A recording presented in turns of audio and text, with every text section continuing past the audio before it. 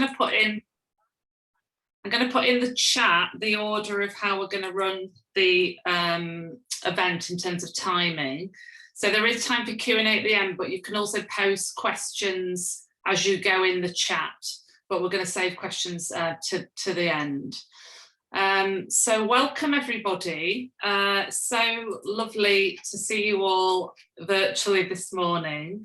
So this is the launch event of the Sewing Cafe Lancaster and Lancaster Black History Group banner, which has been sponsored by the Economic Social Research Council as part of their Festival of Social Science, and we're really grateful to them for sponsoring this event.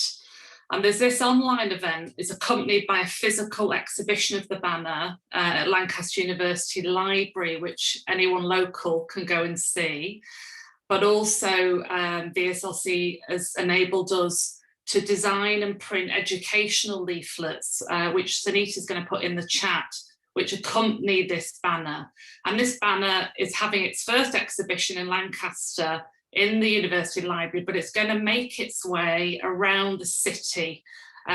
We've already got lots of groups and organisations who are very keen to have the banner displayed in their place, such as the Priory, Cornerstones, the Town Hall, but also museums talking to us, and schools and other community groups. And every time the banner moves, it's going to be accompanied by this educational leaflet. So really grateful to ESLC for making this possible and today's event possible. So this banner, we're going to hear a lot about this morning, and it's about Black lives, primarily in 18th century Lancaster. And I'll talk about why it's about that in a moment, and you'll hear more about that. Lancaster and some of the local area, but also some places Lancaster is connected to. And it's especially about enslaved people's resistance to capture and exploitation in Lancaster homes and houses and ships, but also Lancaster-owned plantations. So we're going to tell you some of the stories, but not all of them, that are in the banner today and how it came about. So the speakers today are going to talk about the banner and this collaboration, but I want to begin by saying a little about Lancaster Black History Group and our shared interests between the Black History Group and Sewing Cafe Lancaster. So Lancaster Black History Group was formed in June 2020 after the Black Lives Matter protests in the city. And we describe ourselves, and I'm part of this group, this community group, as a movement, not a moment. And it's a group made up of school teachers, social workers, academics like me, religious leaders, artists, students, and community activists. And our remit as a group is to fight racism through education. Our first year of work as a group has focused in particular on Lancaster's 18th century history. And we've been funded by a small charity called Necessity. And we've been working in particular on a project called Lancaster Slavery Family Trees. We've worked with several community groups, which includes schools, the Priory, Cornerstones, Judges Lodging Museum, East Meets West group, and more. And we've particularly, because of the pandemic, been working together online, and we've been utilising new digital resources, such as the UCL Legacies of Slave Ownership database and the Slave Voyages database, really researching together and enabling, skilling up community to do research as well, in order to make visible the scale and impact of Lancastrian involvement in both transatlantic slave trade, but also the wider slavery business in the 18th century. So in the 18th century, Lancaster was the fourth largest slave trading port in England and a significant West Indies trading port. Lancaster merchants developed extensive commercial networks in the Atlantic world, importing slave-produced plantation goods such as mahogany, sugar dyes, spices, coffee and cotton for Lancashire's mills, and exporting fine furniture, gunpowder, woolen and cotton garments. A powerful new middle class was established in England through slavery and abolition, as the descendants of slave owners, merchants and planters became mill and factory owners, bankers, politicians, philanthropists, lawyers, judges, and landed gentry. And we've been looking at some of this new powerful middle class through our research in Lancaster, and the families in Lancaster who were benefiting from colonialism and the slavery business. Now, you know, as a consequence of these businesses, these trades across the sea, horrific as many of them were, what we also know is that people from across the Atlantic world, from Africa and from the West Indies and Americas, came to Britain and came to Lancaster. In fact, some we know Euro-African children were schooled, for example, in Liverpool. Mixed-raced wives and children associated with these businesses came back to Lancashire, sometimes to live as kin and family, but many more came back to live as enslaved / servant or trophy servants in Lancashire homes. So we know that Lancaster and Lancashire also has this sort of black history, and we're going to talk about this in relationship to this banner and making visible this history. We also know that the money made through these businesses were invested in land enclosures, in building country estates, in the development of canals such as the Lancaster Canal and railways, and developing woolen, cotton, silk mills and more, and setting up banks and a new financial industry. And we heard, some of you who will have come to our conference of the weekend would have heard a little about that. But I just want to talk very, very briefly, next slide please, Denise, about this mill, because this is one of the stories that I think connects the interests of the Sewing Cafe with the interests of the Black History Group. So this mill in Caton was the first cotton mill in the Lancaster district, and it was established in 1783 by a man called Thomas Hodgson, who you can see pictured in these portraits. And it specialised in child labour and the exploitation of child labour, procuring children from parish workhouses across England to work as an unpaid captive labour force.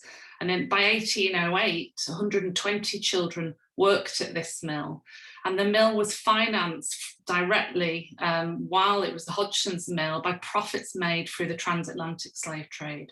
So Thomas Hodgson and his brother John worked as slave traders out of Lancaster and Liverpool for over 30 years. Between 1763 and 1791, they're involved in the sale of at least 14,000 people from slave ships.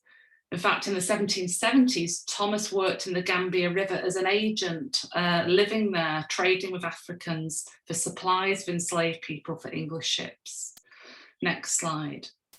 And they'd begun their slaving career working for Miles Barber, who ran a factory for which sold enslaved people off the African coast. And they took ownership, the Hodgsons, of this factory, or this barracoon on Factory Island, as it was called, in the 1790s. So at one point, the Hodgsons ran a cotton mill just outside Lancaster and a factory, a slave factory off the African coast, simultaneously for a decade.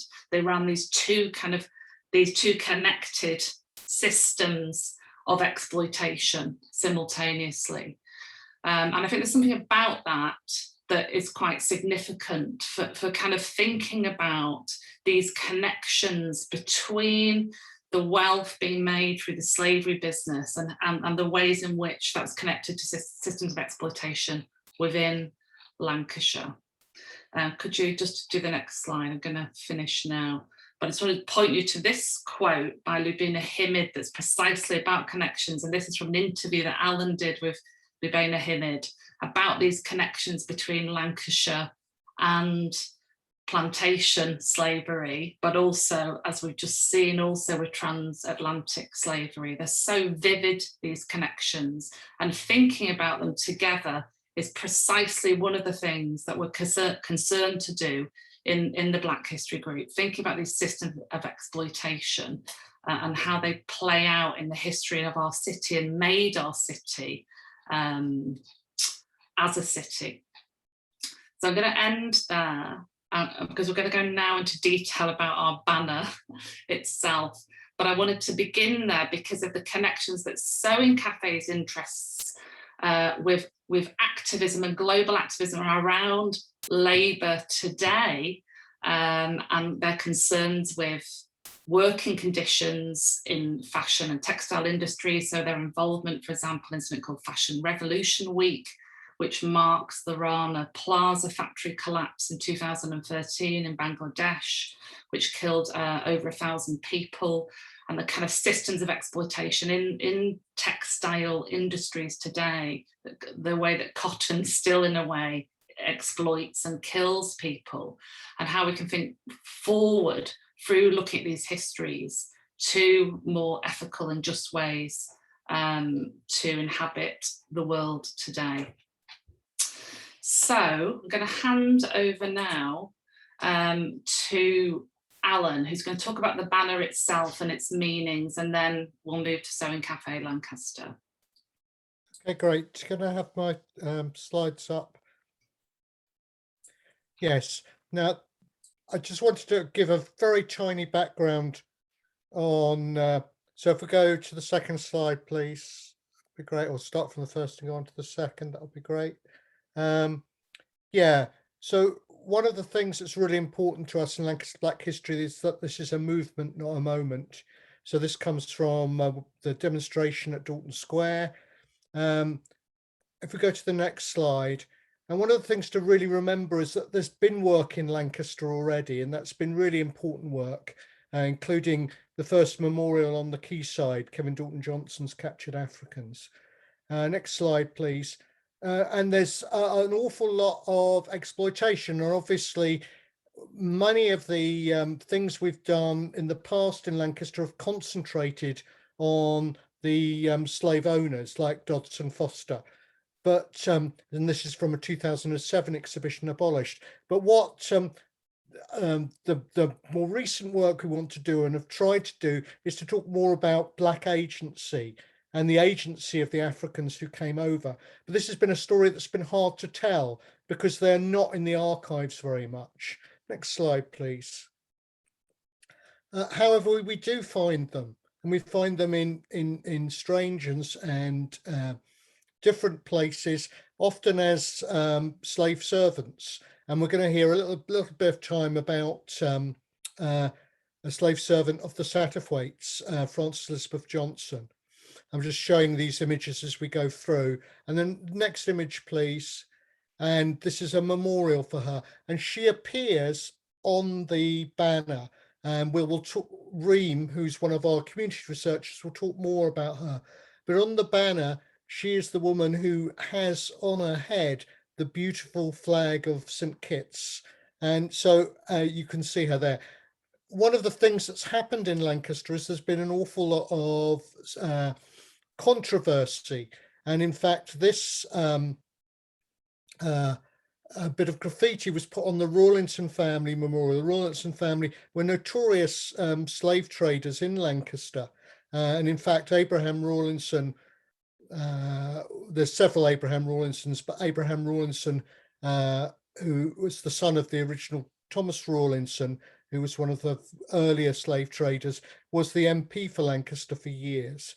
Anyway, his memorial, the memorial for his family, so many of the other Abraham Rawlinsons and Thomas Rawlinsons and all the rest of them, was daubed last June at the time of Black Lives Matter with the word slave trader. And we'll hear a bit about how the Priory, where this happened, has responded. And the major response really is to say, we're not going to take that graffiti off until there's a proper memorial to all of the Africans who were baptized in the 18th century in that church, who have no memorial at the moment in the Priory. Next slide, please. And of course, we had a quotation from Labena Hamid. And so I just wanted to talk about the fact that there has been memorials and responses to that slave trade. And so, but they've often concentrated on the black people, but as well as, sorry, on the white people and their the white enslavers. But as well as these plates, Labena also did at her installation at the judge's lodgings several tureens and jugs with pictures of the of imagined black slave servants, and said that these really needed to be shown as well. Next slide, please. So here, sorry, go back one. Sorry. So here's one of those jugs, and inside each of those jugs there is a name, an imagined name for these people, and that's almost a secret thing. So it's almost sort of saying, you know, these things are hard to find. We can't find these names. And one of the reasons I'm showing you this picture in terms of the banner is, I think if you look at the kind of style of Labena Hamid, many people have said this to me since they've seen the banner, there's a kind of, whether it's conscious or unconscious, there's a kind of crossover from these kind of artworks to that banner. It might be interesting in the question time to ask Victoria about that. But I really do feel the kind of depictions, especially of the black people, are of a similar mode. Next slide, please. So how do we find these tales of black agency? Well, one of the major ways in which we've been finding these recently is on the website of the Glasgow project called Runaway Slaves in Britain, which only came about in 2018. So some of these stories we've only been given new nuances to now. And in fact, we have new stories since the banner was made. You know, so you know, there might have to be an annex. So, sorry, Victoria, at some point. Not really. You've done so much work. We might have to employ someone to do an annex of some kind or something. But anyway, Harry Hind was a runaway. His master was James Hind, brother of Thomas Hind, who was the mayor of Lancaster twice, in fact. So he's on the banner. He's the actual runaway with the kind of colourful on the right of the banner, carrying his belongings on his shoulder. And he absconded in the night without his clothes. Well, we had to give him clothes, and the clothes we gave him were the description of the clothes of a different runaway from Lancaster, which seemed a really good compromise.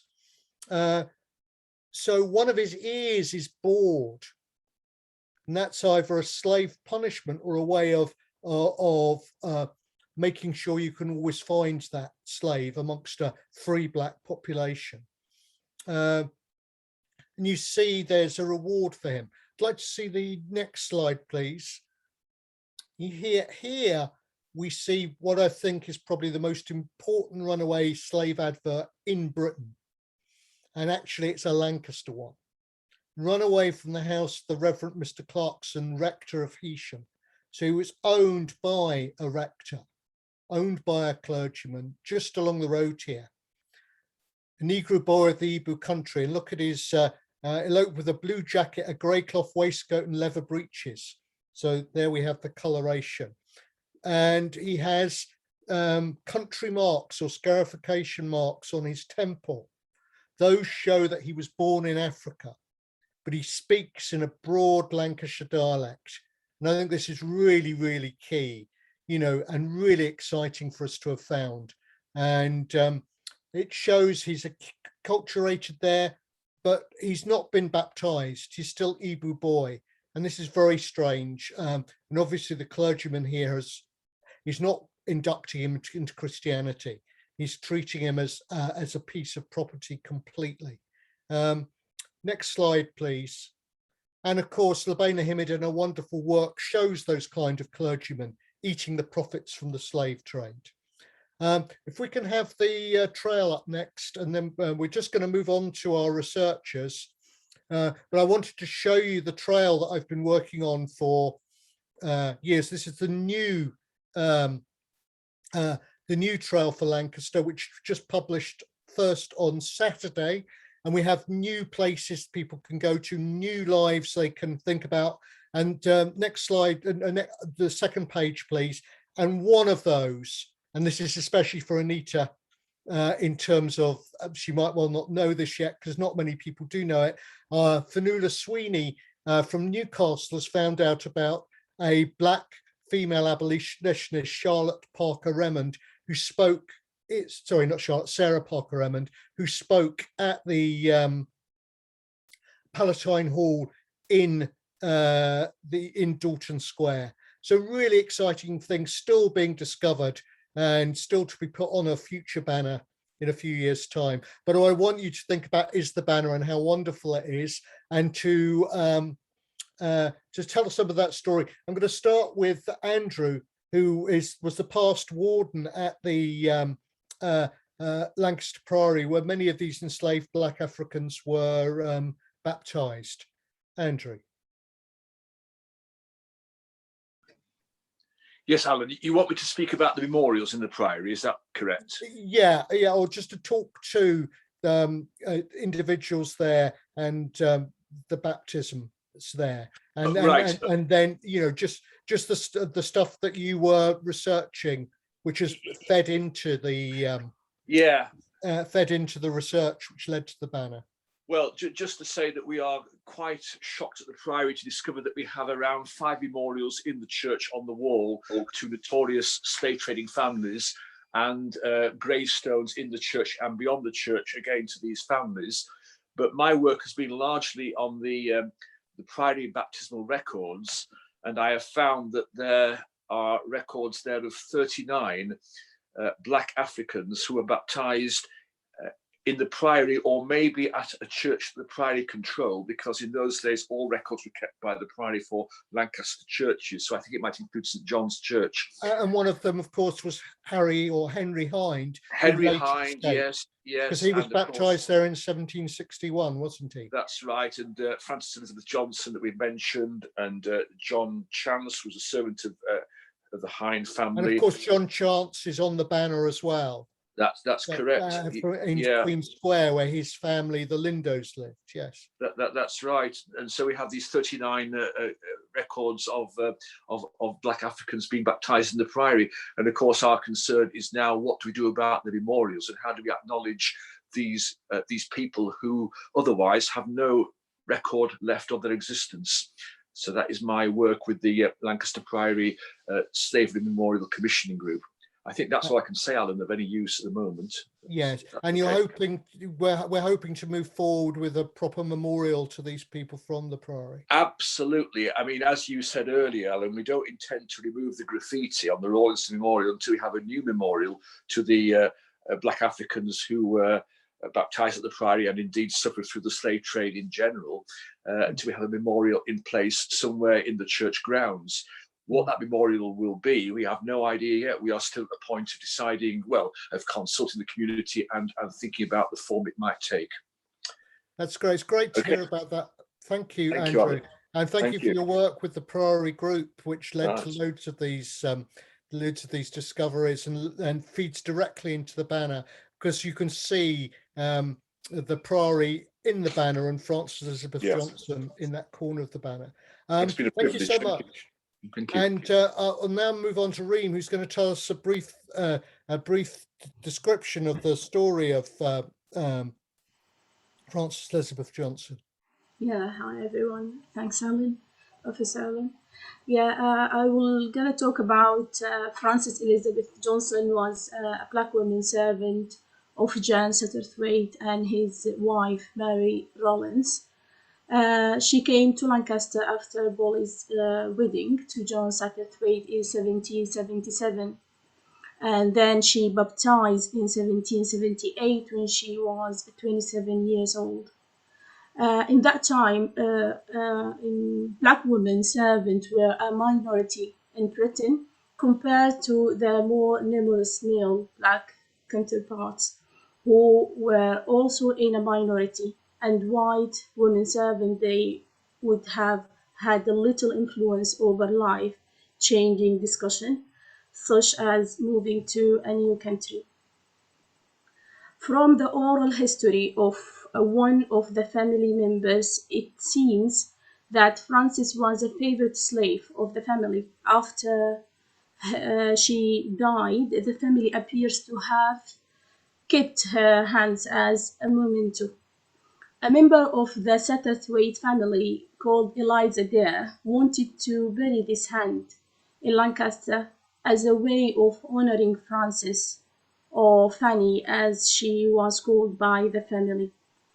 We don't know if the hand belonged to her, but Eliza Dare has mentioned that her family also owned the hoof of favorite horses. Either way, this hand was buried in Lancaster Priory in 1996. No one knew about Fanny until this hand was buried, so in many ways, this act of Eliza has drawn attention to that period of history. It has highlighted how the owner had control over the body of his enslaved servant even after the death.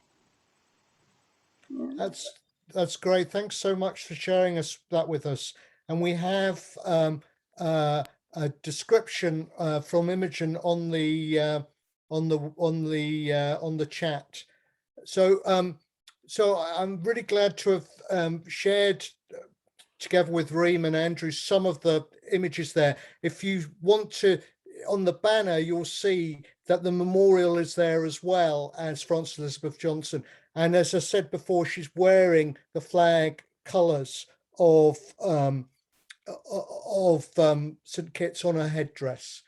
Thanks so much for listening, and we really hope that as many of you as possible can get to see the Lancaster Black History banner.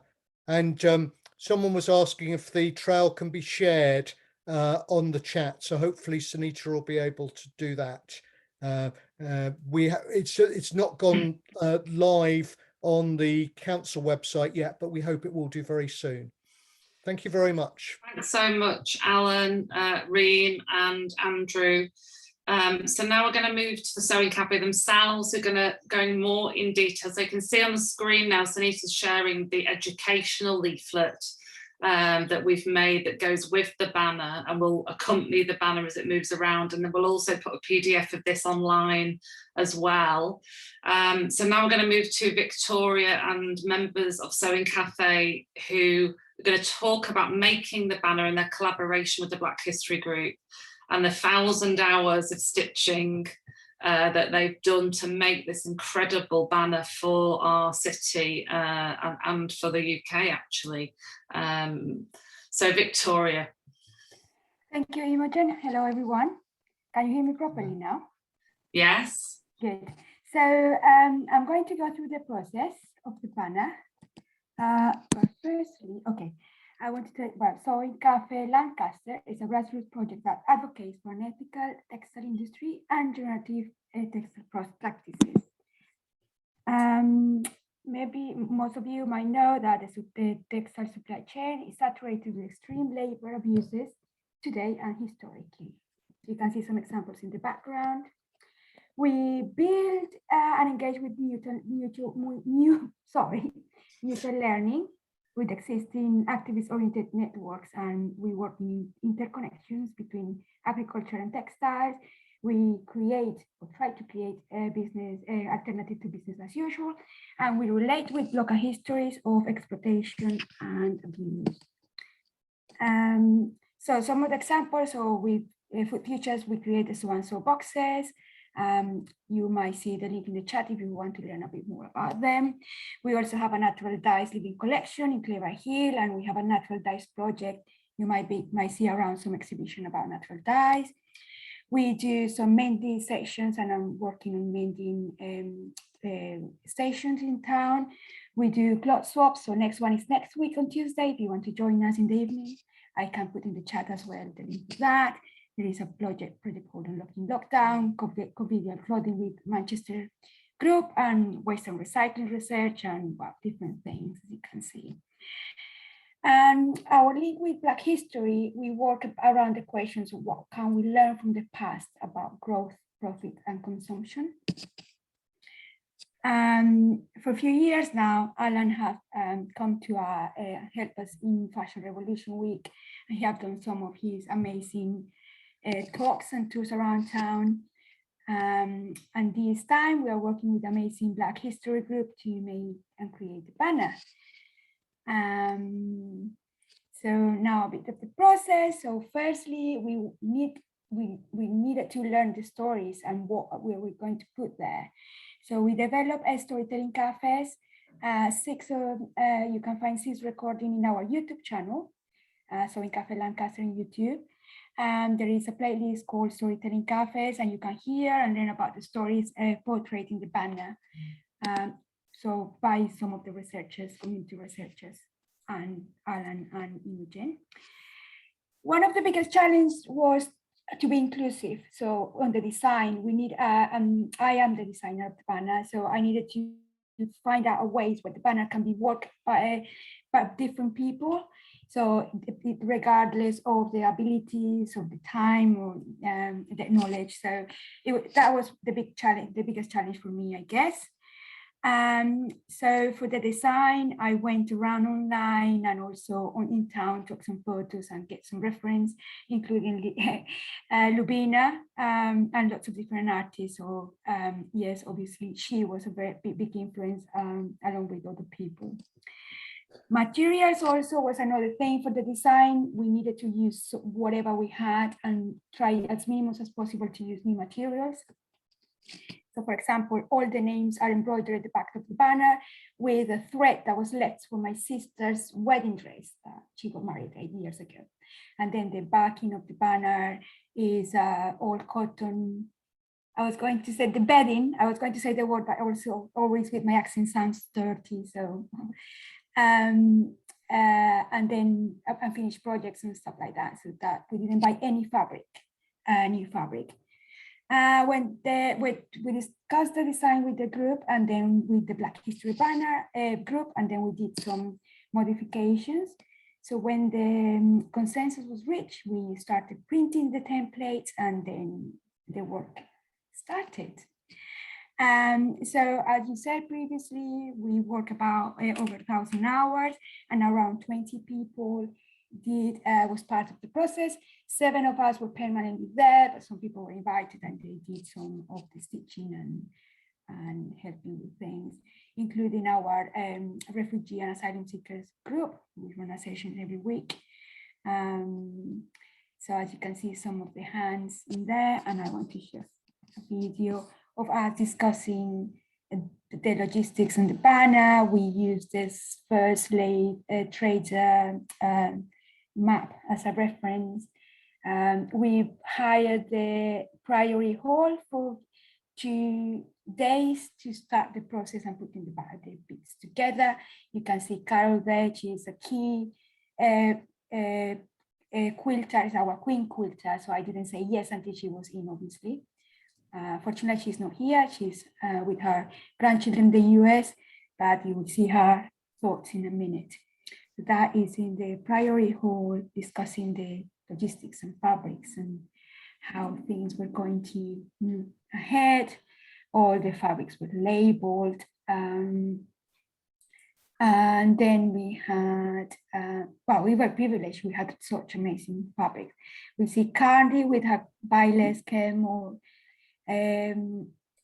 sash, and now Katrina just copying all the different bits and pieces in order to move it to the fabric. And then we have to cut every individual thing. One of the amazing things is Candy found magic scissors for our work and she loved it. So this is Africa being emptied. So you can see in the banner. And then every bit has to be attached, mostly by hand, and some of them by machine, by Carol mainly. And then you can see one of the open sessions we had. We have Jasmine there from the research group at the Girls Grammar School, and then us, so in Cafe Lancaster. That is John's Chance in number one Queen's Square. And then we have Faisa, Hanan, I can see, and Carmen, and Candy, Virginia, Katrina, and Carol. So this is more or less how the making process developed, because it's really important for us to have a community making process rather than and it's more difficult, obviously, but it's worth it. Some bits and pieces. So this is the banner at the end. If you haven't had a chance to have a look at it, it's at the library at the moment. Well, so now we have a materialization of the story. So we have something to talk to an object to start conversations. We put some faces to the characters that we didn't have before. And this is Carol's message. Okay, I think being involved in making the banner and actually sewing the people onto it and thinking about the lives they led when they were here, when to the people that lived then, they were just servants, they were nothing. To actually bring them to life on the banner and to be involved with that was very empowering. I loved it. All right. Okay, the installation. So that was last week. Some people have been including Imogen and Phil to install the banner. It's a bit challenging, but it worked. Oh. And the people involved. So if you are very careful and look at the back of the banner, every name is embroidered by hand with the thread I've just mentioned. All the associated researchers and people who were mainly in the embroidery and the production process. This is just an invitation one. So now I'd like to bring some of the sewing cafe, maybe Enda, or you would like to say something about the process? Enda, are you there? Yes, I am, Victoria. Hi, everyone.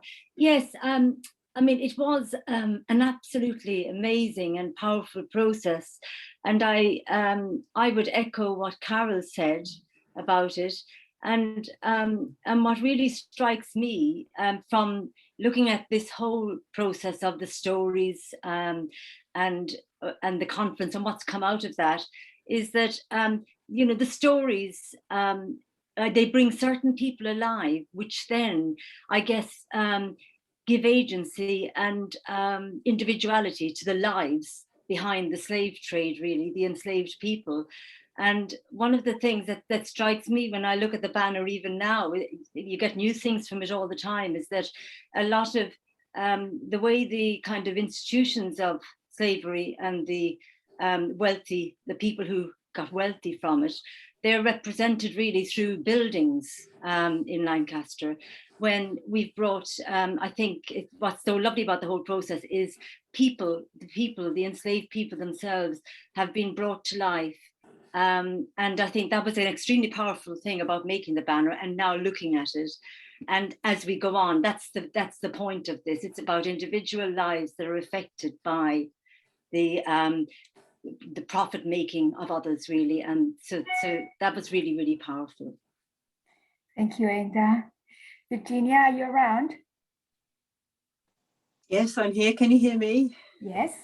Hello, everybody. Well, two things I wanted to say. One, I just felt that knowing those stories and hearing the personal stories was so inspiring that it just made us, well, it certainly made me, and I'm sure everyone else, want to just do our very best work to give the people who hadn't had any memorial ever, to give them dignity and individuality and something beautiful to remember them forever by, something that they hadn't had in all that time.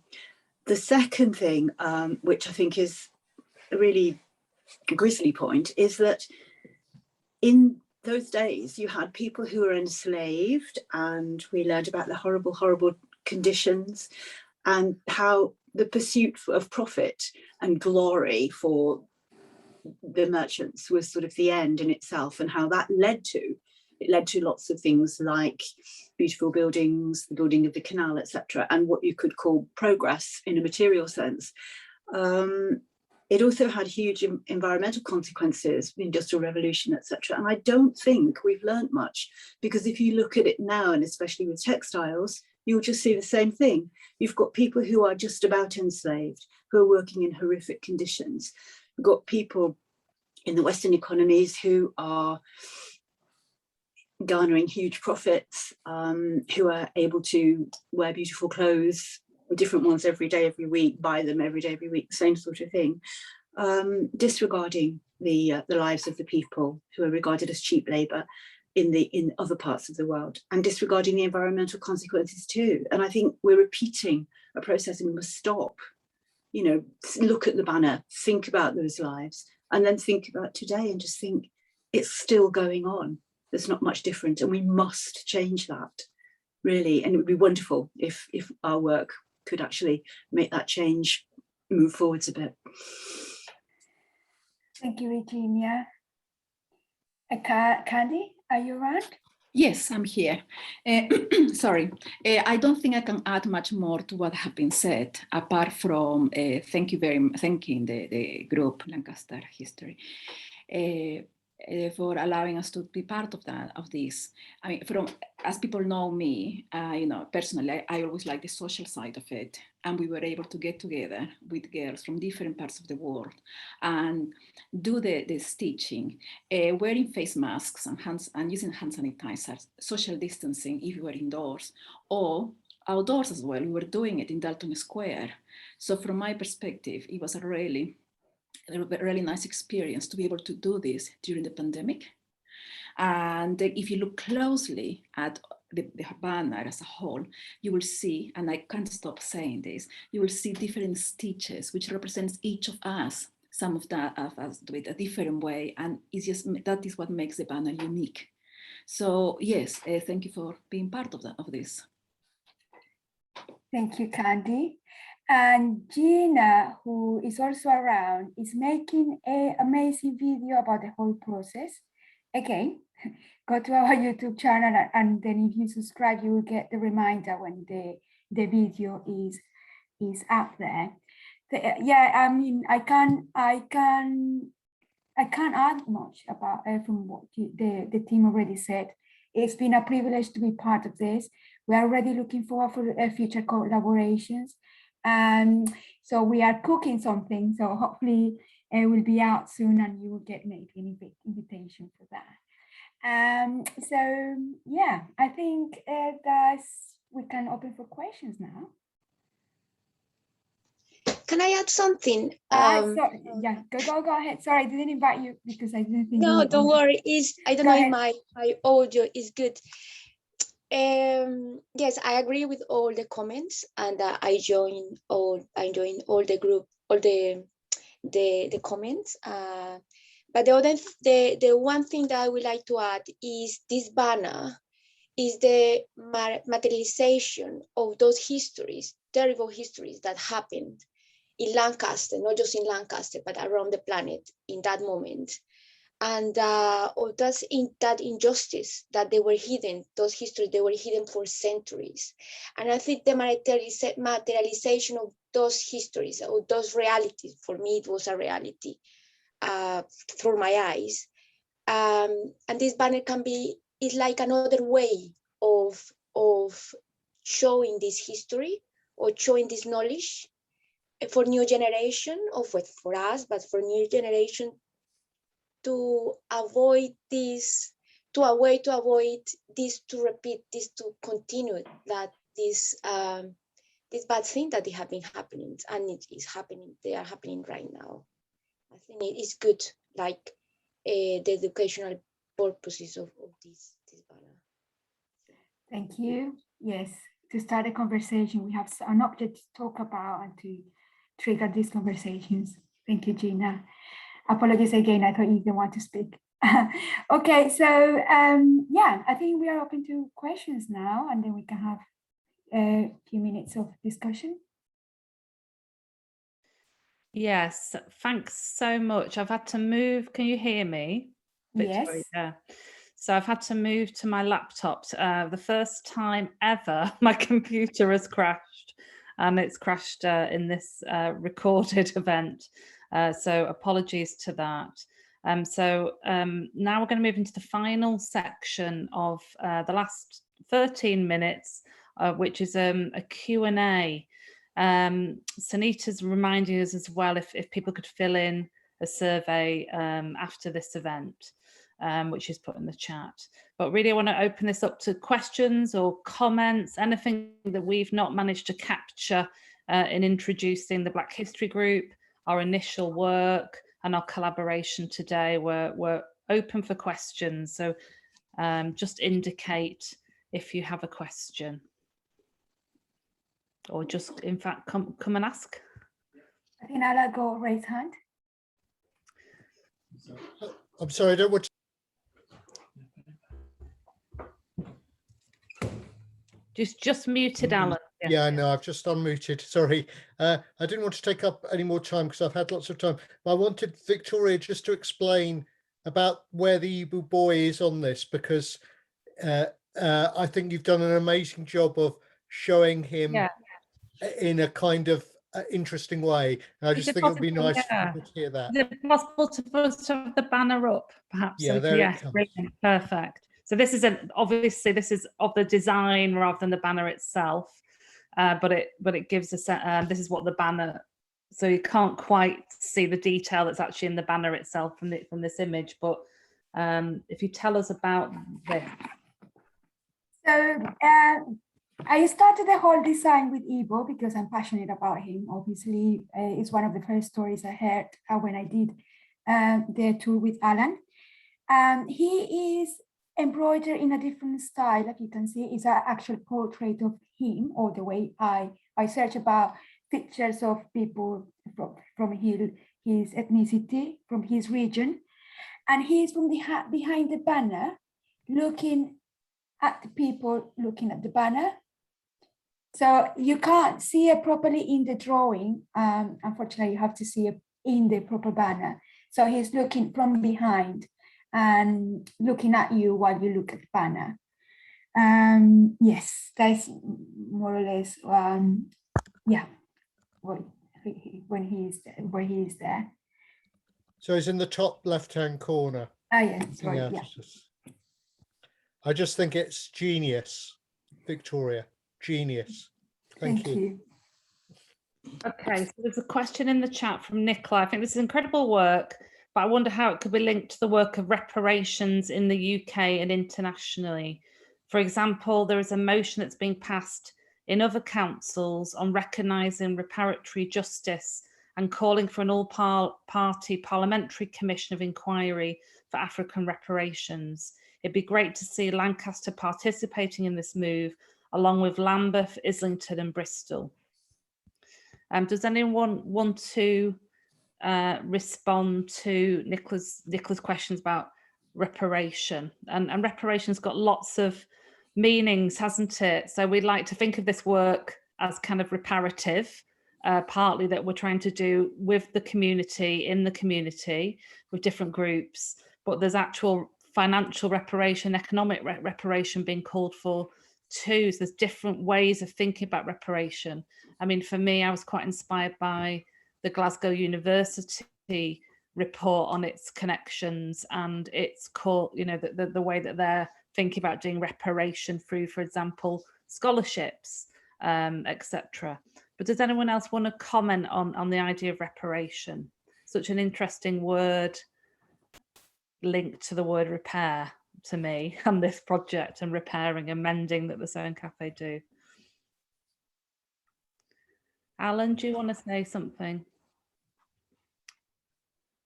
Yes, I suppose that I would say that we're working with the council. The council leader is a member of Lancaster Black History Group, the green leader of our council, and she's trying to get this banner itself into the council building when it opens again. And this is a very key issue about reparations, and Lancaster Black History Group have been talking about this as much as we've been able to. One of our problems is capacity, really, and trying to be across everything that's going on. But in our discussions with Lancaster, with the city council leader, this is one area which we think will be very important to go forward with. But I suppose for me, we've just been very concentrated on the pragmatic, the trail, the tour, the banner, and the conference. And, you know, so I know that it's a really important political act and we want to be doing that. But one of the things I really like about Lancaster Black History Group is there's so much practical and pragmatic that needs doing as well in our local area. And yes, it's very important, reparative justice, and we're going to be involved in that. But it's about capacity as well. And maybe the thing to do is to actually talk to our councillors and get them working on that, because they're the people who can do this more by giving them all of this material we've got. But yeah, I mean, I think it is very important, Nikki, and we'll be talking to the council about it. No one else want to comment on Nicola's question? It's a really good question. It's really important. Or ask another question. On the reparations thing, what about the university itself getting involved and trying to provide scholarships or links to, for instance, the University of the West Indies? I think that's really brilliant question, and something we should pursue. One of the interesting things one of the stories that's featured on the banner of Harry Hind links directly to the land on which the university is built, which was bought by and enclosed by Joshua Hind, a nephew of that family, who's from the family where Harry Hind escaped from. So we've got this kind of literal link to the land on which the university now stands, to this history which is in the banner. So we told that story, when we launched the banner at the university library, that's a link, and we've launched a new what we'll call a local collection, which is free for the community to access in the library, where they can actually go and borrow materials and books relating to the history of the city and to its connected places globally. So we've sort of been working really closely with the university, but that's a really brilliant provocation, I think, to take that further. So I've got something for you. UCLan, in the wake of Black Lives Matter, put forward 5 PhD scholarships, and those PhDs have all started, which I think there's far more to be done, but that was a very good immediate action. One of those students is a student of mine now, and they're all BAME students, Black minority ethnic students, all doing projects around Black culture, history, medicine, or whatever. So that, so these things can be done, and can be done quickly if you have the will to do them. Yeah, really good, Alan. Thank you for that. This is part of the work moving forward. So is there anyone other comments from the audience would like to make about the banner, or questions or provocations?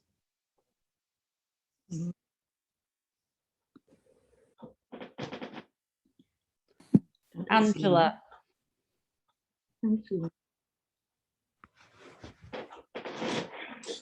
Yes, thank you very much, Lancaster Black History,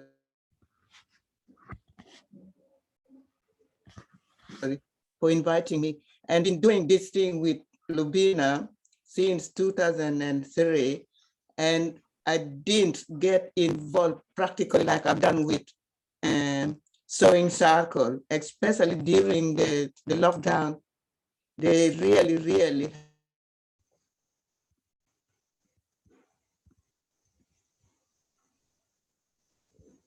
And I thought that was the best period of my life, living in Lancaster for 33 years. And seeing all those names at the banner, it brought tears to my face. And then linking me with Francis from West Indian, the first slide at the introduction, I was there with the children of Rebecca Navel, and who has been a cornerstone in moving me to come to tears with this movement.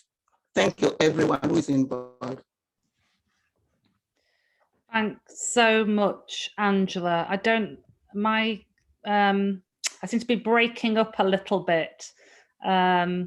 So I think maybe that's a sign from somewhere to draw to a close and also to end on Angela's amazing words. So I'm going to close the event now, and we will have all of the links that we've talked about today on our Black History social media, Facebook, Instagram, Twitter, and website. So we'll share those looking for more information, we will share with you. And please, just Denise put in the chat again, if you could please fill in the survey to thank the ESLC, to acknowledge ESLC support for the educational leaflets and launch. Thanks so much, everybody, for coming along this morning. Bye. Bye. Bye. Bye, Angela. Bye, everyone. Thank you. Bye. Bye, everybody. Bye, everyone. Thank Thanks you. so much. Thank And a you. big thank you to Sewing Cafe again. Thank you, You're brilliant. Sewing Thank you. Cafe. Thank you very much. Thank you. Bye Thank you all. for letting us be Yeah. part of it. Oh.